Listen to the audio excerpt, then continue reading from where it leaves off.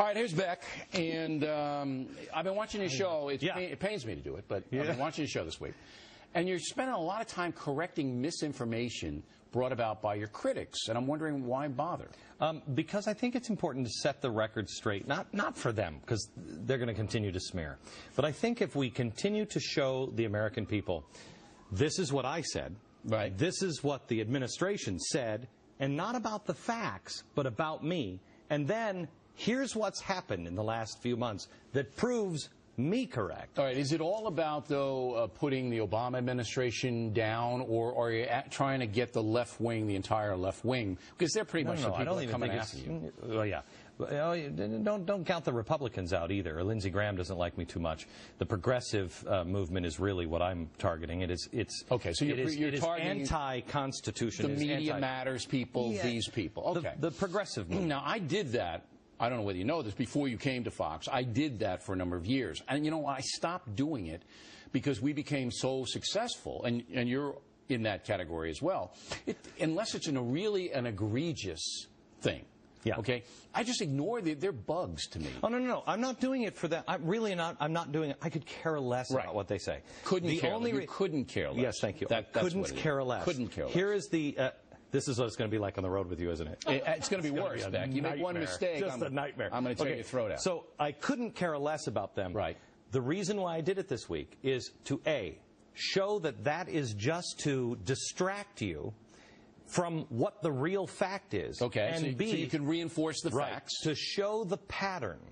It's easy to say. What pattern is it again? The pattern is, here's somebody speaks the truth, they try to destroy them. They trash and then they do what that person was telling. Okay. So I'm trying to discredit the discreditors as a distraction, because that's important. Once the American people realize, oh my gosh, none of that is true from these sources, then... But I think they've realized it, and I'll tell you what. The left-wing radio outlets, down the drain. Left-wing television, down the drain, no matter how they try to prop it up. There really isn't anybody, even guys like Stewart and Colbert, they're only getting 1 million viewers a night. No, I understand that. It's over for them. They have no outlets. I agree with you. All right. When you heard about the underwear bomber on Christmas Day, what was the first thing that popped into your mind? Ow, that had to hurt. About him. You sympathize with him? No, I was just thinking, who does that? I mean, you're blowing yourself up. I don't think I start with in that area. Pants. I don't. Maybe it's just me. Okay, so you had a man reaction. Ow! You had a men's health reaction. Don't you ever see, like, movies where, you know, they get kicked in the groin and you're like, ow. As a man, you're just, ow. I heard that was your reaction. Well, yes. No Al-Qaeda. No, how do you get on a plane? That was immediate. I was like, ow, that hurt. It was a physiological reaction. Yes. Okay. All right. You're a regular guy, and I'm sure you're not alone. On the ow, that hurts part. You know, I saw your talking points on Wednesday where you were talking about you know, how Al-Qaeda is going to bring down the Obama administration. Could. I will tell you that I agree with you, as long as we have the caveat there that if you're failing every time, it's just going to death by 1,000 paper cuts. That's right. But the minute they start shooting people in malls, the minute they blow some building up, the minute they blow up an air, it's over. It's over. All over. No more rights. You know, it's going to be. All right. Let's hope it doesn't happen. Let's hope it doesn't happen. Let's pray that it doesn't happen. I was also watching a program when I think it was on radio. I was listening to you on WOR in New York, and you were talking about Katie Couric, who's your new best friend. Is Katie your new best friend? We are like this. Yeah, I could see you in Katie Couric. Yeah. You have so much in common. She's actually very nice. Do you know her? I do. Yeah, I've known her for a long time. You think she's nice? I do. Yeah, I think she's very nice. Yeah. And she was... how did you run into Miss Couric? I was on the beach. We were on the beach. On the beach. Okay. And this wasn't like a Burt Lancaster, Deborah Kerr thing. No, it was like all of a sudden this music was piped in and everybody was moving in slow motion. And she went... Glenn. It was like 10. It was like Bo Derek. Exactly. And she was Bo.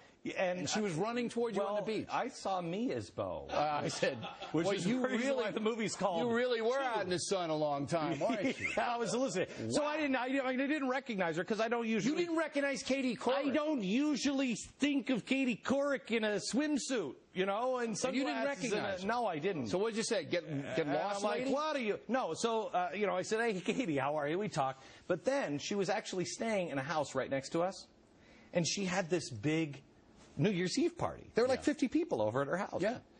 Not And, you. I mean, she knew I was staying right there. Next to her. And so Did she send over I thought about, but I only do this at the White House. I thought about crashing the party. You should have. Well, I thought about it. Did she send over a plate or anything? No, she didn't. No food? She didn't, no. We stood at the gate like this Right. for a while. And then I decided that I'm just going to put on a wife-beater T-shirt, and then I'll get a can of, near beer, because I don't drink. So Right. I'll get a can of near beer, and I just stood at the fence all night. And I just went, keep it down, Korak, we're watching cops over here. Yeah. That was great. And you wonder why the mainstream press loathes you. You wonder why you weren't invited. Should we have a loathe off? Okay.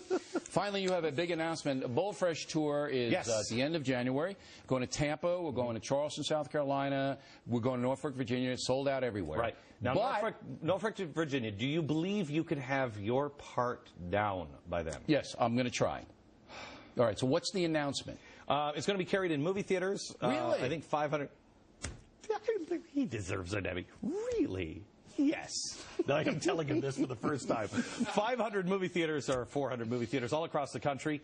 That's Saturday, January 30th.